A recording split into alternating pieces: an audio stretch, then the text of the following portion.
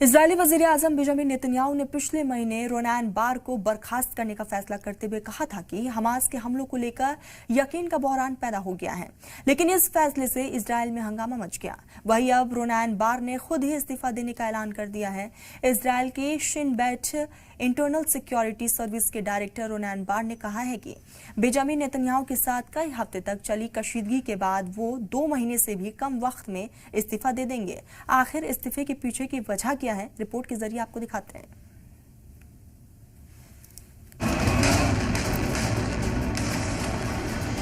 Israel की घरेलू खुफिया सर्विस शिन बेट के चीफ रोनैन बार ने इस्तीफा देने का ऐलान किया है।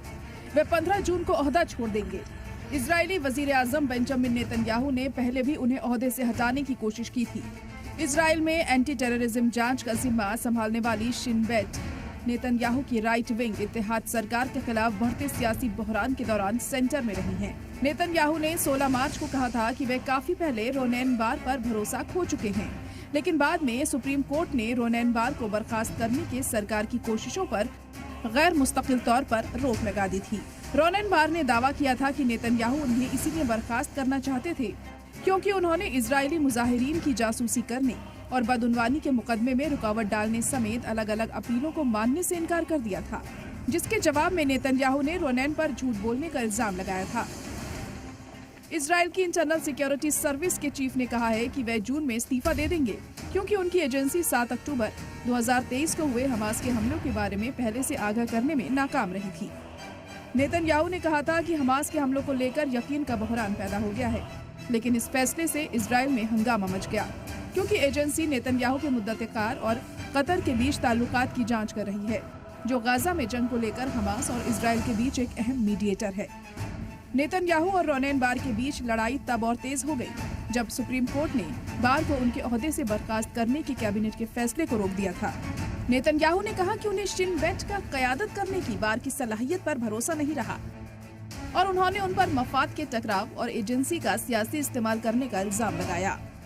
पिछले हफ्ते सुप्रीम कोर्ट में 31 पन्नों के हलफनामे में 59 साल के बार ने इल्जाम लगाया था कि नेतन्याहू ने अदालतों के ऊपर वजीर आजम के तय अपनी वफादारी पर कायम रहने से इनकार करने की वजह से उन्हें नौकरी से निकालने की कोशिश की और सरकार मुखालिफ एहतेदादियों पर जासूसी करने के लिए एजेंसी का इस्तेमाल करने की कोशिश की। नेतन्याहू ने इतवार को कोर्ट में अपना जवाब दाखिल किया, जिसमें बार के इल्जामात को खारिज किया गया। उन्होंने बार बार इजरायल में एक डीप स्टेट का जिक्र किया, जिसके बारे में उनका इल्जाम है कि वे जमहूरी तौर पर चुने गए लीडरान को नाकाम करने और चुनी हुई सरकारों को कमजोर करना चाहते हैं। नेतन्याहू और रोनैन बार के बीच ताल्लुकात मार्च में साउथ इजराइल में हमास की तरफ से 7 अक्टूबर 2023 को किए जाने वाले हमले पर शिन बेट रिपोर्ट पब्लिश होने के बाद बिगड़ गई।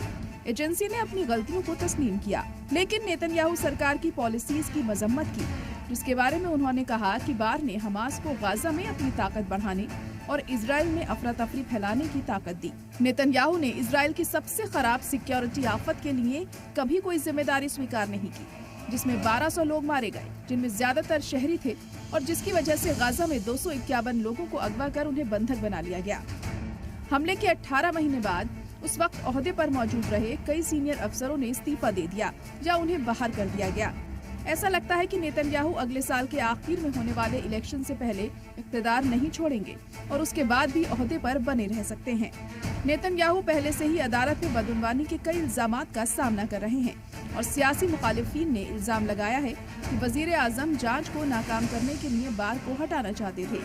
हालांकि नेतन्याहू ने बार को नौकरी से निकालने की किसी भी वजह से लगातार इनकार किया है। बार ने अपने सुप्रीम कोर्ट हलफनामे में लिखा कि आज तक मुझे मेरी नौकरी से निकाले जाने की वजह साफ नहीं है। इजरायल में अपोजिशन लीडर यायर लैपिड ने बार के फैसले की तारीफ की और नेतन्याहू की मजम्मत की। लैपिड ने कहा कि मुल्क की तारीख में सबसे बड़ी नाकामी के लिए जिम्मेदार लोगों में से सिर्फ एक ही शख्स बचा है जो कुर्सी से चिपका हुआ है। ब्यूरो रिपोर्ट, सलाम टीवी।